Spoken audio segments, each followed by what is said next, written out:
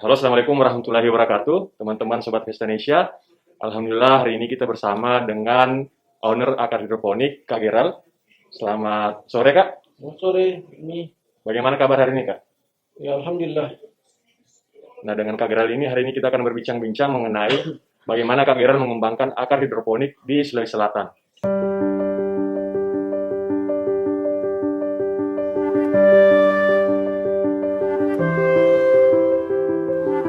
Tahun 2018 itu, 2017 itu, dua orang kakak saya itu divonis kanker. Eh, Waktu itu saya tanya sama dokter, kan dioperasi di Singapura, perawatan juga di Singapura. Saya tanya sama dokter, dok, ini kenapa penyebabnya, apa yang menyebabkan apa segala macam. Antara lain penyebabnya karena pola makan yang kurang sehat. Dan betul kakak saya itu pola makannya kurang sehat. Dan saya tanya, kira-kira makanan apa pasca operasi yang cocok dimakan oleh orang yang terkena kanker kan. Terus dokter di Singapura itu kasih tahu, kamu coba kasih makan kakakmu itu kale, sayuran namanya kale. Oke. Kalau orang Indonesia bilang kale, tapi di luar dikenalnya kale. Jadi kale itu dia tinggi sekali antioksidannya. Dia tinggi sekali flavonoidnya. Flavonoid itu sejenis antioksidan yang benar-benar bisa membunuh sel-sel kanker gitu. Hmm. Kan kalau di luar kita sama-sama tahu kan ganja itu adalah obat kanker ya, dipakai sebagai obat kanker karena itu flavonoidnya ganja yang tinggi. Nah, kalau di kel ini lebih tinggi lagi gitu. Jadi disarankan sama dokter konsumsi rutin kel waktu itu. Saya cari di Jakarta susah sekali cari kel. Susah. Susah. Di Makassar apalagi nggak ada. Jadi karena nggak ada saya cari kel ini satu Indonesia. Akhirnya saya memutuskan sudah tanam sendiri saja lah. Nah, bikinlah akar hidroponik. Awal mulai gitu. Begitu sudah panen kel pertama ya kakak saya udah meninggal dua-duanya. Jadi Awalnya masalahnya kita cari gel ini untuk penyembuhan. Kakak tadi betul, pas operasi, tapi ternyata tidak ada. Terus kita coba untuk tanam sendiri, Kak. ya betul. Nah, bagaimana Kak setelah kita tanam ini? Ya setelah tanam alhamdulillah kel ini ternyata nggak cuma kakak saya berdua ini ya. Kakak saya tuh berdua meninggal karena kanker cuma selang waktu 40 hari. Ternyata qadarullah tante saya juga ada yang kena kanker dan teman saya juga ada yang kena kanker di Makassar tuh. Hmm. Nah, saya kasih kel dan alhamdulillah sembuh. Sembuh. Iya. Jadi alhamdulillah ada juga customer saya yang kanker otak gitu ya. Ada tumor di otaknya. Dia di apa sih namanya tuh? Yang ditargeting pakai laser itu kan untuk membutuh kanker tidak tumor di otaknya itu. Dan dia kemo juga dan dia rutin konsumsi kel alhamdulillah sembuh. Jadi setelah kakak saya dua orang yang meninggal, ada keluarga saya kena cancer alhamdulillah sembuh. Dengan gel, Kak. Ya karena Allah yang kasih kesembuhan tentunya ya. Lalu Lalu, kita mungkin salah satu jalannya kesembuhan itu lewat konsumsi kel itu. Jadi itu awalnya akar hidroponik itu berawal dari tragedi sebenarnya. terus kenapa namanya akar ke akar? Ya, Apa filosofi di balik nama akar ini? ini lebih panjang lagi. Jadi akar itu kan apa namanya filosofinya itu dia sebagai pemberi makan tapi dia tidak terlihat. Memberi makan tapi tidak. Iya betul. Dan dia itu ada di tanah, dia bermanfaat. Kalau akar nggak ada, apa akarnya bermasalah, daunnya yang mati di luar gitu. Padahal orang yang lihat orang itu di luar kan lihat, oh daun, batang gitu ya. Padahal ada yang lebih penting daripada daun dan batang itu akar itu. Nah akar ini saya pilih namanya akar itu karena saya berharap bisnis yang kami bangun ini akan mempunyai fondasi yang kokoh, yang kuat ya, yang jika terjadi guncangan atau angin kencang gitu ya, mudah-mudahan perusahaan ini bisa tetap bertahan karena akarnya kuat gitu loh. Walaupun ada gejolak atau sekarang kita rasakan sendiri ada COVID ya, ada resesi ekonomi, mudah-mudahan tetap bisa bertahan gitu. Begitu filosofinya. Dari akar ini yang tidak tampak, tapi dia yang menyokong, Kak, ya. Seperti itu mungkin. Iya, iya. Kalau anak-anak pertanian kan tahu persis ya. Ya. Mungkin Kak bisa disampaikan kita sekarang sudah berumur berapa ini, Kak? Umur saya sekarang 30 lebih. 30 lebih. Tidak tampak, Kak. Sudah menikah. Kak Gerald mungkin salah satu petani milenial yang Hmm. fokus untuk mengembangkan hidroponik. Hmm. Dan sekarang Kak mungkin bisa diceritakan bagaimana perkembangan dari usaha yang kita mulai dari ternyata tragedi yang kita maksud tadi, dan bagaimana sekarang Kak perkembangan hingga hari ini. Iya, jadi yang paling penting kalau kita punya usaha itu kan eh, adalah manfaatnya ya. Seberapa besar kita bisa memberikan manfaat ya. Kalau usaha cuma buat nyari duit aja, eh, bagus sebenarnya ya. Cuman kalau dia bisa ngasih duit dan ngasih manfaat juga kan pasti Betul. lebih bagus lagi tuh, lebih maksimal kan. Apa istilahnya dulu dosen saya jelaskan tuh. Aduh lupa istilahnya. Maslahah. Masalah. Maslahah itu dapat duit tapi dapat manfaat juga gitu. Dapat berkah juga. Oh, sorry, dapat manfaat, dapat berkah juga. Itu istilahnya maslahah tuh. Jadi ada manfaat yang didapat dari bisnis tersebut dan dapat berkahnya juga. Iya, jadi apa tadi? Perkembangan bisnis Iya, akar hidroponik sampai hari ini Kak. ya alhamdulillah kita dari awal tuh yang penting bermanfaat dulu. Alhamdulillah Bermanfaat sekarang dulu. kita bisa memperkerjakan apa namanya beberapa karyawan kita sampai sekarang dan tentunya itu juga bermanfaat buat keluarganya. Yang kedua kita juga aktif memberikan edukasi dan kita aktif memberikan pelatihan khususnya kepada mahasiswa dan itu gratis kalau ke mahasiswa ya, Iya. program ke mahasiswa itu gratis. Dan alhamdulillah yang setelah kami latih, setelah kami tampung teman-teman mahasiswa yang magang itu, alhamdulillah mereka banyak yang apa, sekarang jadi petani dan bahkan hasil hasil apa namanya hasil sayuran yang mereka tanam tuh kita beli gitu loh, kita yang bantu jualin juga sekarang Bermitra dengan mahasiswa yang ya. dibina Kak ya. Jadi udah gitu juga apa namanya manfaatnya antara lain yang tadi sudah saya sebutkan lewat sayuran yang baik ini, yang tanpa pestisida ini, itu banyak orang bisa mendapatkan manfaat berupa kesehatan gitu. Healthy food, healthy Ya, food. Mungkin Kak yang kita maksud dengan masalah tadi, bahasa kerennya sekarang sociopreneurship. apa? Sociopreneurship. Oh begitu ya. Sociopreneurship. Selain daripada bisnis, ada juga nilai sosial yang kita berikan. Ya. Seperti hanya mungkin Kak, di Indonesia kita fokus untuk memecahkan masalah regenerasi petani di Indonesia. Hmm, Jadi kita bantu dengan pendanaan dan juga pemasaran. Masya Allah, bagus banget. Jadi itu dua masalah terbesar petani muda di Indonesia, Ya, itu yang kita coba selesaikan karya Pesta pemasaran Indonesia. sama dana. Itu dua tuh masalahnya. Kalau Pesta Indonesia udah berhasil identifikasi masalah, itu 50% pekerjaan sebenarnya udah udah jalan tuh. Jadi tinggal dicari aja solusinya, ya nggak? Step pertama untuk mencahkan masalah kan cari dulu apa masalahnya. Kalau kita Kak, cara untuk solusi yang diberikan itu, kita coba untuk hubungkan semua orang Kak, untuk berinvestasi di pertanian yang digelut sama petani muda Kak, model crowdfunding. Keren, keren. Nah, dengan setelah itu nanti ada imbalan yang diberikan, kemudian kita bantu pemasaran lewat unggulkan produk lokal. Jadi mungkin tomat-tomat yang biasa di pasar kita coba untuk repacking, Hmm. kemudian buatkan brand lokal, misalnya bawang endrekang, tomat tombolopo, itu semua yang nanti diangkat Kak. Agar ada penambahan nilai jual dan juga pasti kesejahteraan untuk petani-petani muda yang jadi mitra Indonesia. Keren konsepnya. Mungkin mungkin dari kita Kak, bagaimana konsep pemasaran sendiri dari hidroponik sampai hari ini? Ya seperti kita tahu ya, bahkan sebelum COVID, yang namanya toko Bricks and Stone itu mengalami decline atau penurunannya. Saya jelaskan sedikit, maksudnya Brick and Stone itu toko fisik, toko yang betul-betul orang buka tempat gitu ya, kayak swalayan gitu. Nggak bisa sebut merek sini deh. Jadi toko-toko fisik itu mengalami penurunan penjualan, bukan Ya, cuma di Indonesia tapi di seluruh dunia. Dan ini berbanding apa namanya berbanding seimbang dengan peningkatan e-commerce gitu, e-commerce peningkatan transaksi digital. online, transaksi digital gitu. Jadi kalau kami di Akar Hidroponik ini menangkap itu dari tahun 2017 dan kita memang tidak mendirikan toko fisik.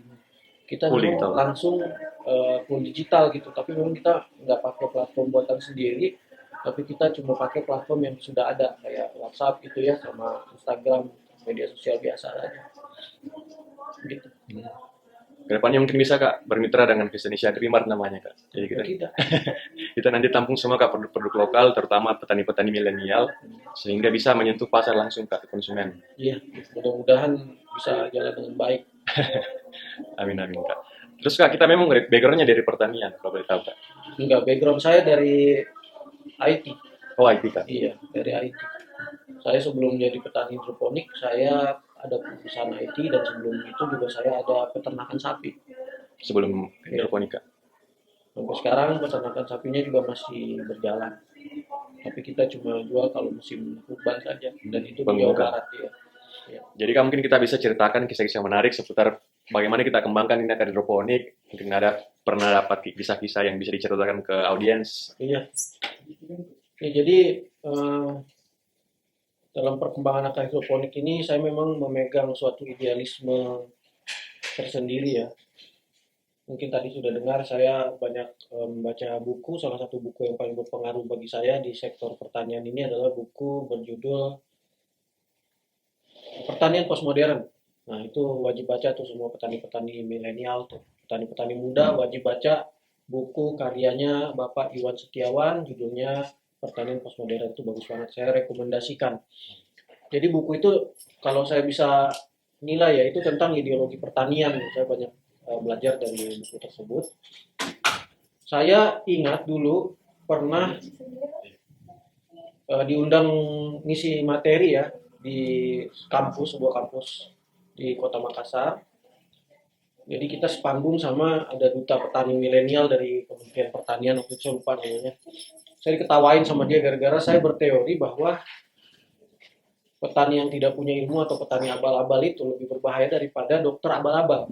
Wah, menarik ini Kak. Kenapa bisa? Nah, itu dia. Saya diketawain dulu. Oh, nggak bisa, dokter itu berhubungan dengan nyawa orang. Iya, betul.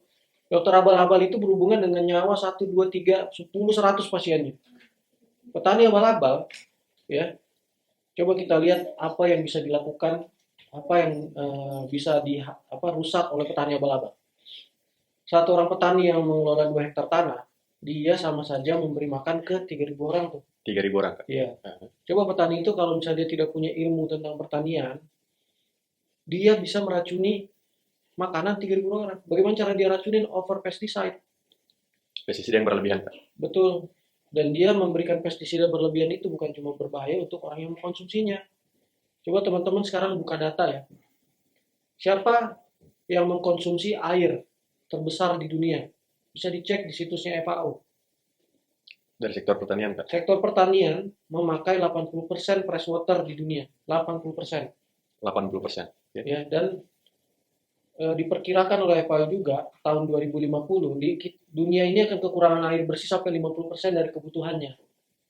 Jadi kita memperkirakan ya bahwa perang di masa akan datang ini bukan lagi perang yang seperti sekarang. Amerika perang ke Irak, ke Afghanistan, ke Suriah. Bukan lagi berdiri-berdiri Kak. Bukan, maksudnya mereka bukan lagi perang dalam rangka mencari minyak. Tapi orang nanti nih akan perang nih, negara-negara akan saling berperang karena urusan perut. Urusan air sama makanan. Air dan pangan. Air dan pangan. Bayangkan ya, 50% air kita akan kekurangan di tahun 2050. 2050 itu 30 tahun dari sekarang. Kemungkinan besar kita masih hidup nih. Benar nggak? Di masa hidup kita tuh. Itu manusia, humankind itu akan kekurangan air. Dan itu dampaknya akan drastis. Menurut saya, kenapa hubungannya dengan petani yang harus beredukasi itu, harus petani nggak boleh petani abal-abal ilmunya. Karena petani yang cerdas, dia bisa memakai air dengan efisien. Contohnya ya, hidroponik itu cuma pakai 10% air daripada konvensional. Okay. Nah, ini kan bisa jadi solusi atas permasalahan air tersebut. Nah, yang kedua, hidroponik juga butuh sedikit atau tidak butuh sama sekali pestisida. Tahu nggak sekarang di laut kita itu hampir semua ikan di lautan kita itu tercemar tuh. Ada penelitian katanya itu ikan 1 ekor itu di lautan kita 1 minggu itu mengkonsumsi plastik, mikroplastik itu sebesar kartu kredit. 1 pekan 1 ekor ikan. Ini bisa bayangin betapa beracunnya air kita. Dan bukan cuma mikroplastik yang jadi masalah. Kita ini orang Indonesia ini banyak sekali mengkonsumsi ikan yang tidak layak makan. Kenapa? Karena kadar merkuri dalam ikan tersebut tinggi sekali. Dan dari mana sumber pencemaran merkuri terbesar yang ada di lautan? Bukan tambang emas guys, dari petani. Ya, sekali lagi saya katakan bahwa petani abal-abal lebih bahaya daripada dokter abal-abal. Ya. Karena petani abal-abal meracuni orang yang makan produknya karena over pesticide, membunuh lebah. Ingat ya, lebah itu sekarang hampir punah. Coba cek di internet. Ya, kan pasti pernah baca artikel kan, lebah menuju kepunahan toh, benar nggak? Kalau lebah punah, manusia punah. Siapa yang mau? Penyerbukan Kak ya. Iya, siapa yang mau serbuk semua bunga-bunga di alam bebas ini? Lebah adalah mesin dari langit yang paling efisien untuk melakukan itu. Manusia sendiri belum punya teknologi untuk mengganti tugasnya lebah. Secanggih lebah nggak ada Nggak ada, itu ciptaan Allah. Lebah hampir punah sekarang karena pestisida yang berlebihan. pestisida. Kalau lebah punah, manusia punah. Itu udah jelas. Kita nggak bisa bertahan hidup tanpa lebah. Karena banyak sekali sektor pertanian kita memang butuh lebah untuk penyerbukan, butuh serangga untuk penyerbukan. Ya, Tapi ya. kita banyak membunuh serangga lewat over Pestisida yang berlebihan. pesticide, over penggunaan pestisida yang berlebihan. Terus yang kedua, petani abal-abal itu juga meracuni air tempat dia menanam.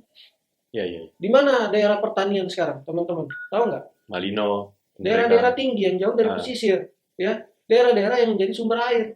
Betul. Ketika dari sumbernya aja udah diracunin, Sampai di hilir. nah gitu loh, sampai di laut, ya.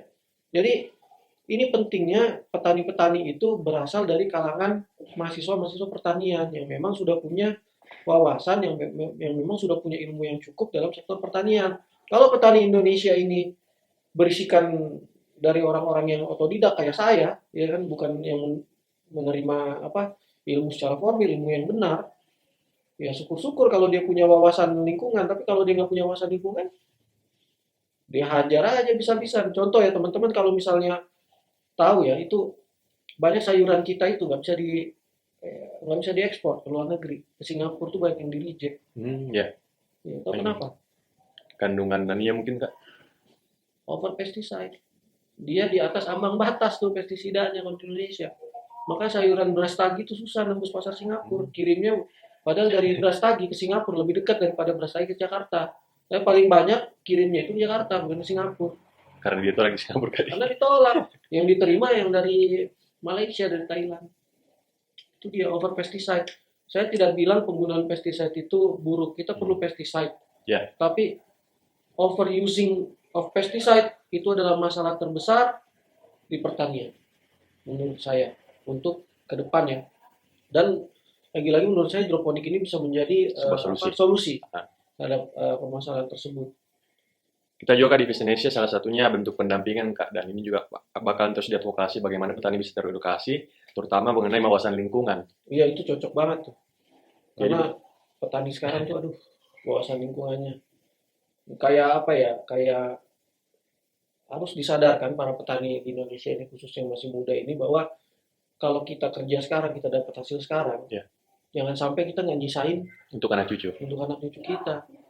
Bayangin loh, tanah-tanah pertanian sekarang ini banyak sekali yang ditanemin, habis itu 20-30 tahun kemudian udah nggak bisa ditanami apa-apa lagi, sudah jadi barren land. Dan itu paling banyak sawit yang bikin begitu. Ya, yang paling banyak bikin sawit. Saya prediksi kalau kita tidak stop tuh perluasan sawit di Indonesia, bisa jadi gurun untuk Kalimantan. Benar nggak? Mungkin Kak kita bisa juga ceritakan bagaimana perkembangan sekarang dari akar hidroponik, mungkin dari segi bisnisnya Kak. Oke, baik. Jadi pada saat kami mulai di akar hidroponik itu, pas bulan pertama kita menjual, dan kita belum dapat banyak pasar, saya ingat benar tuh kita ngejual tuh bulan pertama cuma dapat 17 juta, rugi gitu. 17 juta. Iya, kita rugi itu waktu itu, dikit banget. Alhamdulillah 2 tahun berjalan, kita punya omset udah di atas 100, di bawah 200 juta. Gitu. 2 tahun berjalan Kak. 2 tahun berjalan, alhamdulillah. Bagaimana cara Kak itu bisa perluas pasarnya dan siapa sebenarnya target Kak di akar hidroponik ini? Iya, jadi ini yang paling susah pada saat kita mulai terjun di industri hidroponik ini di Makassar. Waktu itu masih sangat sedikit ya yang paham bahwa sayuran hidroponik itu ada, ya, dan sayuran hidroponik itu punya benefits yang begini. Jadi memang tantangannya waktu awal kita buka itu kita edukasi dulu. Iya, jadi kita bukan masuk ke pasar yang sudah ada. Waktu itu kita awal-awal di Makassar ini bisa dibilang kita membuka pasar, karena kita tuh nggak masuk ke retail, kita nggak masuk ke supermarket. Waktu awal buka kita betul-betul target pasar kita tuh yang rumah tangga. Jadi memang kita awal-awal tuh membuka pasar, kita edukasi orang bahwa hidroponik itu begini, benefitnya begini, ya begitulah. Jadi memang dikit-dikit pelan-pelan tapi alhamdulillah apa namanya hasilnya ya bagus. Alhamdulillah. Dan sekarang alhamdulillah di Makassar udah banyak yang tahu hidroponik kan. Hidroponik. Ya itu lagi tadi saya bilang di awal kan ada masalah. Jadi kita dapat keuntungan, dapat manfaat. Manfaatnya kita edukasi juga belum tentu orang nanti beli ke kita kan banyak orang lain. Tapi alhamdulillah minimal banyak orang lebih tahu lah masalah beginian. Sekarang juga kan sudah semakin banyak orang yang mulai bergelut di hidroponik kan. Iya betul, betul saya lihat. Jadi itu boleh jujur sini ya. Iya. Jadi memang perlu kita memberikan motivasi, tapi saya harus jujur juga. Saya estimasikan tahun ini 50% pelaku industri hidroponik itu bangkrut. Saya estimasikan begitu. Terutama bukan yang di Sulsel, tapi yang di Jawa. Kenapa? Karena daya beli hancur sekali memang. Teman-teman di Jawa itu saya hubungin harga sayurannya nggak nyampe 50% daripada saat normal. Turun semua kak ya, Turun sekali. Di Makassar juga turun, tapi turunnya nggak separah di Jawa. di Jawa. Jadi memang harus dilakukan langkah-langkah yang untuk menyelesaikan permasalahan ini semua kan. Rata-rata teman-teman itu yang menanam hidroponik pasar terbesarnya kan Horeca ya, hotel, Ya. restoran dan kafe. Ah, Nah, ini akar hidroponik ini sekarang alhamdulillah bisa bertahan karena kita memang bukan itu target market kita. Target market kita dari awal memang rumah tangga. rumah tangga. Justru target market yang dari awal kita bangun itu yang paling susah untuk dimasukin itu justru itu yang paling Bertahan. bertahan sampai sekarang. Gitu. Mungkin Jadi di walaupun sekarang itu omset menurun, tapi alhamdulillah kita tetap konsisten kak ya. tetap bisa itu bertahan.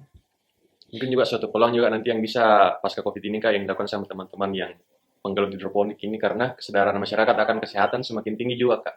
Iya. Kan tadi targetnya hidroponik ini healthy food. Bagaimana kita baca peluang ini kak dan bagaimana rencana perkembangan dari akar hidroponik sendiri? Ini baik.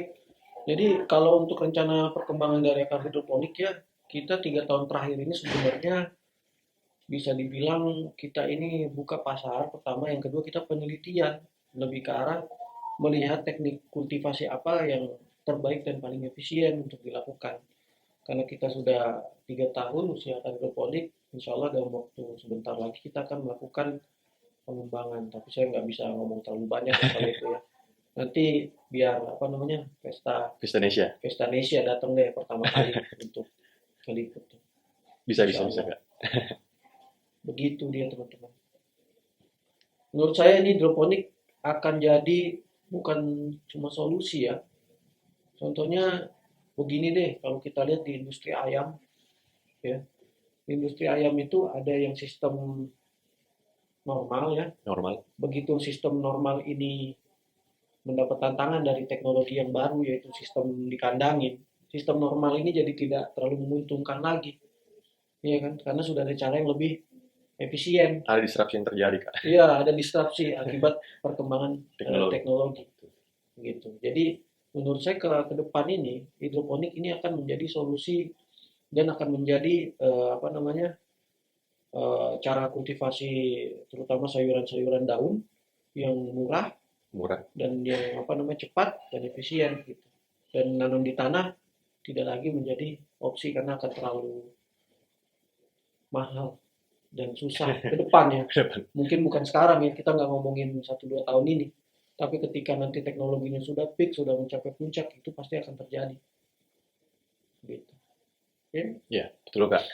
Bayangin kita sekarang di hidroponik nih 1/10 konsumsi air. Jadi kita hemat 90% air. Hemat 90% air, yieldnya 10 kali lipat.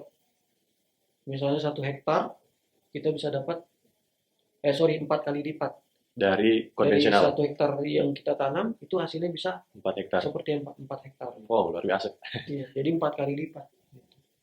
Dan makin ke depan nanti cost-nya akan makin rendah. Lihat aja. Kalau sekarang kan teknologinya belum puncak ya. Jadi masih ada kemungkinan besar perkembangan teknologi yang membuat semakin efisien Tentunya. Kalau sekarang kan kita masih banyak menghadapi masalah ya. Masalah menanam terutama kan hama atau kayak jamur apa segala macam. Tapi melihat perkembangan teknologi saya rasa itu nggak akan jadi masalah dalam beberapa tahun ke depan. Tuh pasti akan ada solusinya. Solusi baru kak. Iya.